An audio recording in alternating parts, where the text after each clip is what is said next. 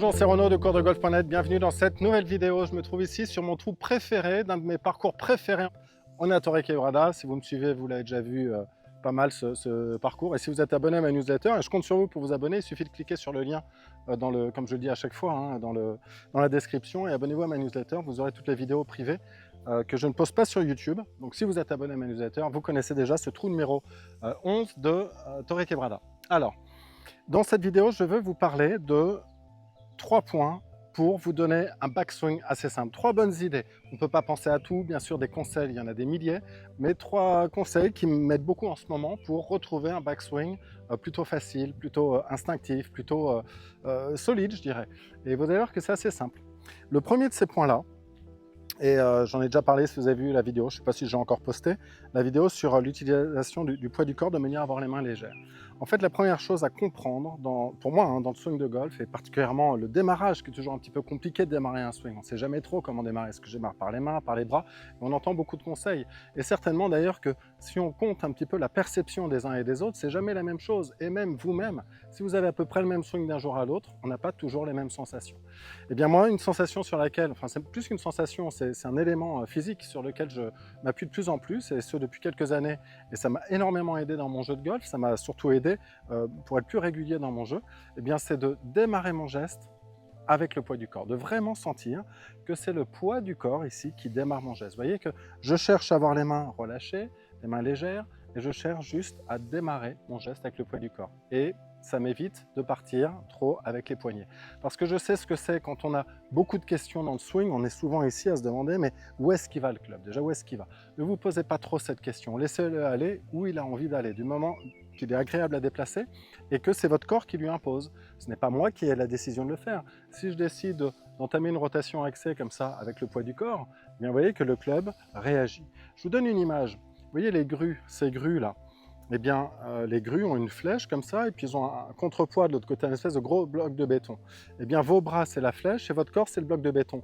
On ne cherche pas à bouger juste la flèche. Juste à bouger le contrepoids derrière permettra à faire bouger la flèche sans même que vous y réfléchissiez, sans même y penser. Et on voit bien que tout ça fonctionne ensemble. Et ça inclut tous ces moments de relâchement, de souplesse, mais également de timing. Tout va ensemble. Si vous voulez que le corps et les bras fonctionnent ensemble, les bras et le club fonctionnent ensemble, il faut considérer que c'est le corps qui fait bouger les bras et le club. D'ailleurs, il y a une expression très célèbre dans les années 70 d'un grand coach qui est disparu maintenant, Jimmy Ballard, qui disait « Ce n'est pas la queue qui bouge le chien, c'est le chien qui bouge la queue ». C'est-à-dire que la queue ne bouge pas spontanément. L'image de Jimmy Ballard était la suivante. Si le chien bouge ses muscles internes, eh bien la queue va réagir à ça.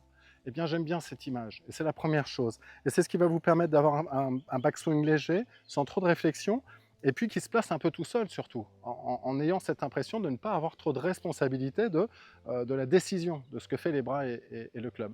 Et d'ailleurs, je suis assez certain que sur vos meilleurs coups, vous avez perdu cette sensation ou ce sentiment d'avoir une décision importante à faire au démarrage.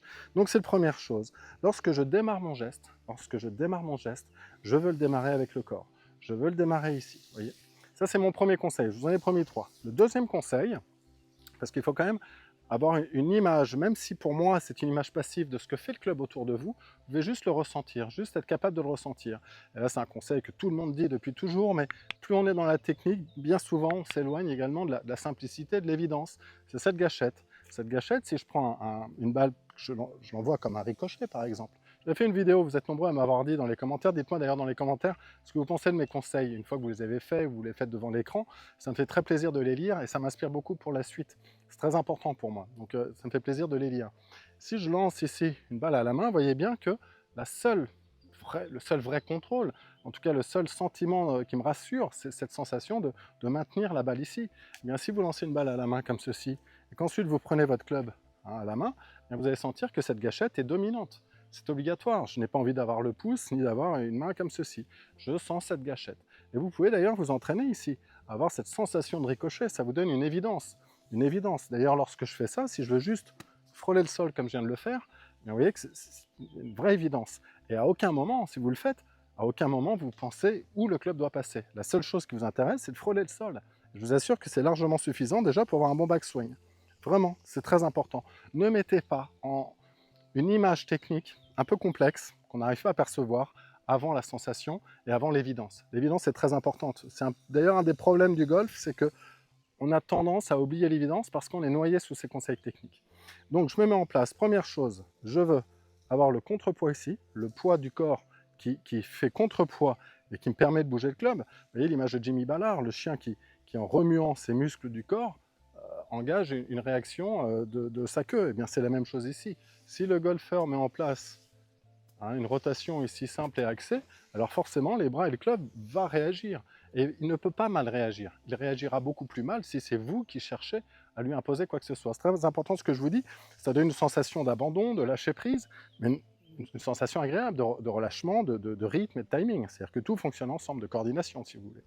Donc premier point, je laisse bouger. Deuxième point, eh bien, je ressens ici que ce qui me rassure par rapport à ce que fait ce club, c'est cette notion de gâchette. Gâchette qu'on a dans à peu près tous les sports de lancer. Et le golf, par plein point de vue, on peut considérer que c'est un sport de lancer. Et ensuite, le dernier point, alors ça c'est un point vraiment intéressant, c'est un point que vous connaissez tous. On connaît l'idée de que d'une manière générale, on joue trop avec les bras. Trop jouer avec les bras s'oppose d'ailleurs à l'idée de jouer avec le corps. En principe, les gens qui jouent trop avec les bras, et ça nous arrive tous un jour, et même en cours de partie, même les champions de temps en temps disent « Ah là, j'ai pas bien tourné, j'ai pas bien engagé le corps ». Alors si vous engagez bien le corps, alors laissez faire les bras et cherchez à ne plus rien faire avec les bras. Dites-vous que les bras ne font rien, ils font le moins possible. Et une image de Gary Player, certains d'entre vous vous souvenez de Gary Player. Gary Player, je crois, c'est 6 tournois majeurs. J'ai eu la chance de le rencontrer en 2000. Et il est extrêmement simple dans sa façon d'aborder le golf. Et une image qu'il n'avait pas encore en 2000, parce qu'il disait dans une de ses interviews récentes que c'est à l'âge de 70 ans qu'il a réalisé ça. Que fait le bras gauche ici pendant le backswing? Eh bien, il dit il ne fait rien et il reste croisé ici contre le buste. Il reste croisé contre le buste et c'est tout. C'est tout, la seule sensation pour lui du bras gauche. Le bras gauche ne cherche pas à aller où que ce soit. Il ne faut surtout pas qu'ils se mettent à flotter comme ça. Là, ça devient très compliqué. Dès que vous commencez à avoir les bras qui flottent ici, alors là, c'est un peu un tour de force que de revenir contacter la balle au bon endroit. J'entends les perruches là, c'est un endroit merveilleux. Vous voyez pas les tortues ici? J'ai des tortues, c'est un endroit merveilleux. Alors j'ai pris un fer 6 ici et je vais me concentrer sur ces 3 points. Alors évidemment, moi je le fais parce que je travaille dans ce sens-là depuis pas mal de temps, mais prenez un petit peu de temps en practice, peut-être une demi-heure, 3/4 d'heure, un saut de balle, et puis cherchez ces 3 éléments. Main légère, la gâchette, je sens que je suis prêt à envoyer ici, je suis prêt à envoyer ici. 2, je ressens que c'est le poids du corps qui met en route réellement le poids du club et les bras. Et dernière chose, je contrôle le débattement des bras assez faible en pensant juste à garder un bras gauche juste en diagonale. Ça rappelle pour certains d'entre vous ceux qui ont travaillé avec un capuchon sous le bras par exemple. C'est un petit peu la même chose. Voilà 3 points qui vont m'aider à avoir un bon backswing. Le corps a tourné, le bras gauche, les bras n'ont pas fait grand chose, ils ont juste suivi le corps, ils restent assez bas ici. Et dernière chose, j'ai cette gâchette qui est très passive. Ce n'est pas moi qui arme les poignets, je laisse les poignets réagir, etc. Bref, c'est 3 éléments importants et que je trouve très simple en fait, vraiment très simple, beaucoup plus simple que ce qu'on a l'habitude d'entendre en technique. Dites-moi dans les commentaires ce que vous en pensez, c'est important pour moi. Et on y va. J'aime beaucoup cette sensation. Au retour, je garde le rythme, je garde l'équilibre, et puis on voit ce que ça donne. Mais je me sens vraiment fort et solide dans mon backswing. Allez, on y va. Cette balle légèrement gauche-droite, en fade, ça j'ouvre un peu ma face de club, et je swing avec le plus de rythme possible, et le meilleur équilibre. Un petit peu à gauche, c'est pas ma meilleure, je vais en refaire une. Je vais en faire une, je la mets sur tee, je suis sur un départ. Et on y va. Allez, main légère, je ressens la gâchette ici, comme si j'allais lancer ce club à la main. Je ressens que mon corps est en contrepoids du club, toujours. Et je ressens en dernier lieu que mes bras ne font rien, que mon bras gauche reste collé au corps.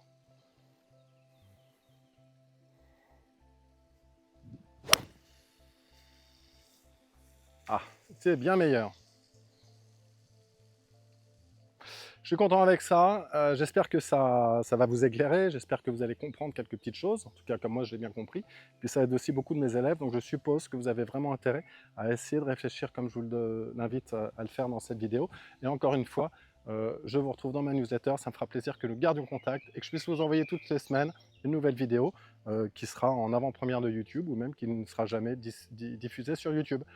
Je vous remercie de votre attention et je vous dis à très vite dans une prochaine vidéo.